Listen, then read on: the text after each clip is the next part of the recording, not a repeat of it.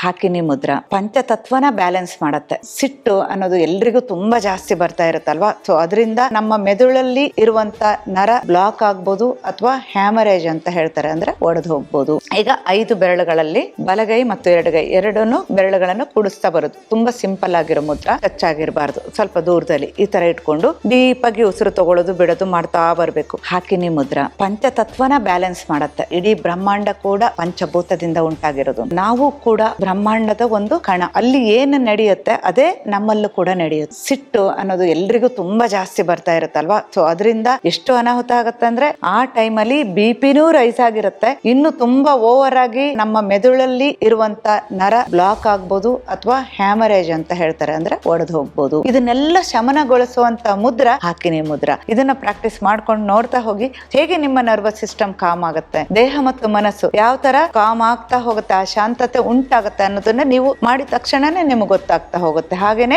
ಈಗ 5 ಬೆರಳುಗಳಲ್ಲಿ ಬಲಗೈ ಮತ್ತು ಎಡಗೈ ಎರಡನ್ನು ಬೆರಳುಗಳನ್ನು ಕೂಡಿಸ್ತಾ ಬರೋದು. ತುಂಬಾ ಸಿಂಪಲ್ ಆಗಿರೋ ಮುದ್ರಾ. ಹೀಗೆ ಕಿರು ಬೆರಳು ತುದಿ, ಉಂಗ್ರದ ಬೆರಳು ತುದಿ, ಮಧ್ಯದ ಬೆರಳು ತುದಿ, ತೋರು ಬೆರಳು ಮತ್ತು ಹೆಬ್ಬೆರಳು ಇಷ್ಟನ್ನು ಮಾಡಿಟ್ಟು ಈ ರೀತಿ ಇಟ್ಟು ಈ ತರ ಇಟ್ಕೊಂಡು ಕೂತ್ಕೋಬೇಕು. ಇಲ್ಲಿ ಕೈ ನಮ್ಮ ದೇಹಕ್ಕೆ ಟಚ್ ಆಗಿರಬಾರ್ದು, ಸ್ವಲ್ಪ ದೂರದಲ್ಲಿ ಈ ತರ ಇಟ್ಕೊಂಡು ಡೀಪ್ ಆಗಿ ಉಸಿರು ತಗೊಳ್ಳೋದು ಬಿಡೋದು ಮಾಡ್ತಾ ಬರ್ಬೇಕು. ಆಗ ನಿಮ್ಗೆ ಕರೆಕ್ಟ್ ಆಗಿ ಎನರ್ಜಿ ಫ್ಲೋ ಗೊತ್ತಾಗ್ತಾ ಹೋಗುತ್ತೆ. ಈವನ್ ಬೆರಳು ತುದಿಗಳಲ್ಲಿ ಕೂಡ ಆ ಸೆನ್ಸೇಷನ್, ಎನರ್ಜಿದು ಸೆನ್ಸೇಷನ್ ನಿಮ್ಗೆ ಗೊತ್ತಾಗುತ್ತೆ. ಅದನ್ನು ಕೂಡ ನೀವು ಫೀಲ್ ಮಾಡಬೇಕು. ಹಾಗೇನೆ ನಿಮ್ಮ ಬಾಡಿ ಲೈಟ್ ಆಗ್ತಾ ಇರೋದು ಅಥವಾ ಮಾನಸಿಕವಾಗಿ ನೀವೆಷ್ಟು ಕಾಮ್ ಡೌನ್ ಆಗ್ತಿದ್ದೀರಿ ಅನ್ನೋದು ಕೂಡ ಗೊತ್ತಾಗುತ್ತೆ.